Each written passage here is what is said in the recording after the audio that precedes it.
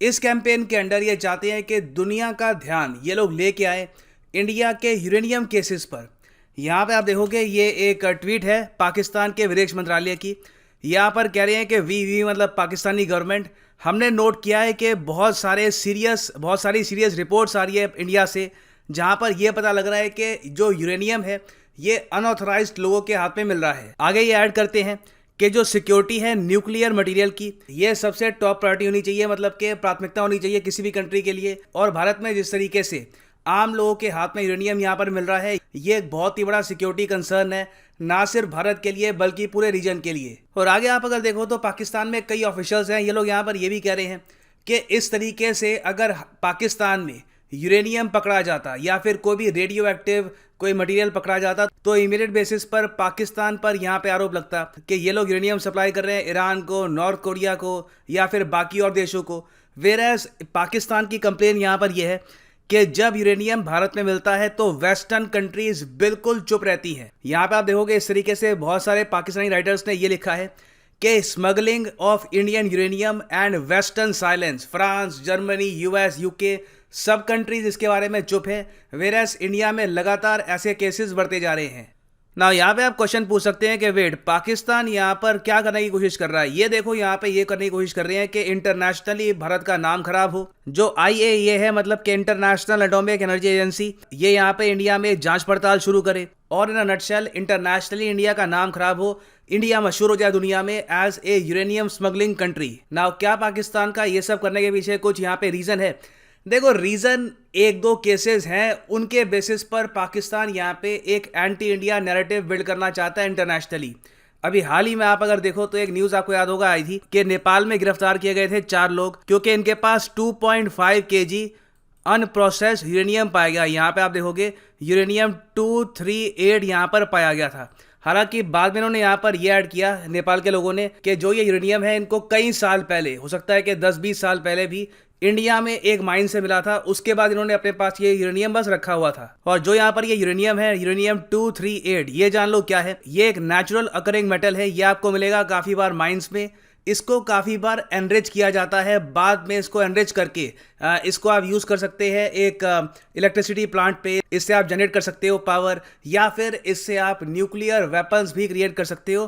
तो दोनों यूज़ यहाँ पे होते हैं यूरेनियम 238 के, सिविलियन और मिलिट्री दोनों। ना यहाँ पे आप कहोगे ठीक है ये तो नेपाल का केस हो गया, और इंडिया में ये लोग यहाँ पर कह रहे हैं कि कई साल पहले यहाँ पे ये पाया गया यूरेनियम। देखो एक और केस हाल ही में सामने आया है जहाँ पर मुंबई में 21 करोड़ का यूरेनियम पाया गया। यहाँ पे आप देखोगे हाल ही में एनआईए ने जो ये प्रोब है इसको टेक ओवर कर लिया है। यहाँ पर हुआ क्या था कि महाराष्ट्र एटीएस जो है, महाराष्ट्र एंटी टेररिज्म स्क्वाड, इन्होंने 2 लोगों को अरेस्ट किया था कुछ दिन पहले। इनका नाम है जिगर जयेश पांड्या और दूसरे आदमी का नाम है अबू ताहिर अफजल चौधरी। इनके पास 7.1 kg का यूरेनियम पाया गया जिसकी टोटल वैल्यू है 21.30 करोड़। और ये दोनों हैं by the way scrap metal dealer.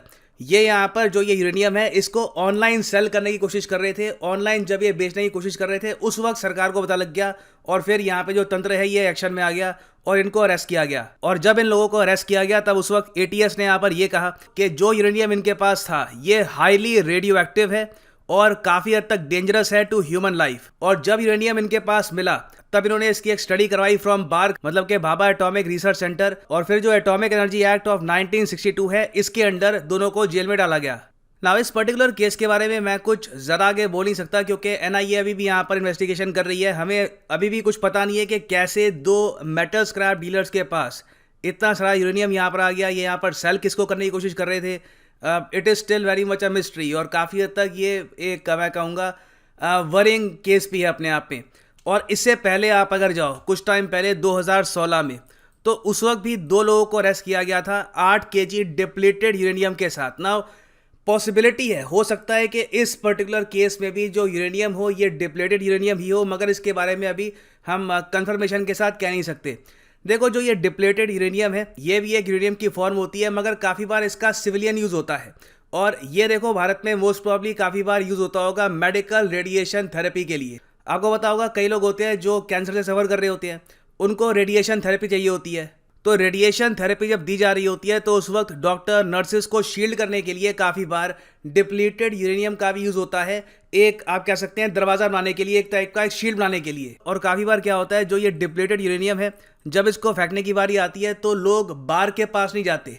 जो सही तरीका है डिप्लीटेड यूरेनियम को फेंकने का वो ये है कि इमीडिएटली यहाँ पे गवर्नमेंट से बात करो और गवर्नमेंट यहाँ पे जो ये यूरेनियम है इसको टेक ओवर कर लेगी। मगर कुछ केसेस में क्या होता होगा कि जो हॉस्पिटल्स हैं, जो यहाँ पे जो एडमिन के लोग हैं, ये यूरेनियम काफ़ी बार जो स्क्रैप मेटल डीलर्स हैं उनको डायरेक्टली सेल कर देते होंगे। और कम से कम 2016 का जो केस है वो तो हमको यहाँ पर ये बताता है। उस वक्त जो फॉर्मर एटॉमिक एनर्जी कमीशन के चेयरमैन थे अनिल कोकोडकर, इन्होंने यहाँ पर ये कहा था कि काफ़ी बार फैक्ट्रीज जो यूज़ करती है यूरेनियम को as a counterweight in their machines are mandated to contact the atomic energy agencies and return the uranium to them. They, however, resort to shortcuts and sell the uranium machines along with the uranium in scraps। तो देखिए, हो सकता है कि भारत में इस type के जो केसेस है ये लगातार बढ़ रहे हैं और हमारे लिए यहाँ पर इंपॉर्टेंट ये है कि इंश्योर करें कि भारत में कभी भी एक ऐसा वातावरण ना बन जाए जहाँ पर लोग ओपनली यूरेनियम सेल कर पाएँ। इसके लिए हम काफ़ी काम कर सकते हैं। पहली बात तो जो लॉज हैं अगेंस्ट यूरेनियम ओनरशिप ये कर सकते हैं ज़रा स्ट्रिक्ट। दूसरा स्टेप हम यहाँ पर ये भी चल सकते हैं कि अगर किसी आदमी के पास यूरेनियम मिलता है और वो सेल करने की कोशिश करता है इसको इन द ब्लैक मार्केट, तो वहाँ पे हैवी पनिशमेंट होनी चाहिए उस आदमी की, ताकि कल को कोई भी यहाँ पर कोशिश ना करे भारत में यूरेनियम ब्लैक मार्केट पे सेल करने की। फिर तीसरी बात यहाँ पर यह है कि पाकिस्तान का अभी के लिए जो प्रोपेगेंडा है ऑनलाइन, इसको हम इमीडिएट बेसिस पर काउंटर करें सच्चाई के साथ, और ये बात यहाँ पर क्लियर कर दे कि भारत में किसी भी टाइप की यूरेनियम की ब्लैक मार्केट यहाँ पर है नहीं। पाकिस्तान यहाँ पर बस अपना एक एंटी इंडिया प्रोपेगेंडा कर रहा है यूरेनियम के इशू को लेकर। और फाइनली यहाँ पर मैं ऐड कर दूं कि आप किसी भी एग्जाम के लिए प्रिपेयर कर रहे हैं, चाहे यूपीएससी, एसएससी, बैंक, आप परचेज कर सकते हैं अनअकैडमी के क्वालिटी कोर्सेज। सिंपली जाइए यहाँ पर एग्जाम पे, फॉर एग्जाम्पल एसएससी, और यहाँ पे आप परचेज कर सकते हैं ये कोर्स। जो 12 मंथ का कोर्स है ये आपको पड़ेगा पर मंथ 542 रुपीज़ का, मगर ये प्राइस ही पे मत कर देना। यूज़ करिए यहाँ पर कोड PD10 और आपको मिलेगा सीधा 10% discount on all the courses. So use the code PD10 and save money. इसी नोट के साथ यह वीडियो का अंत। Thank you for listening and as always God bless you all.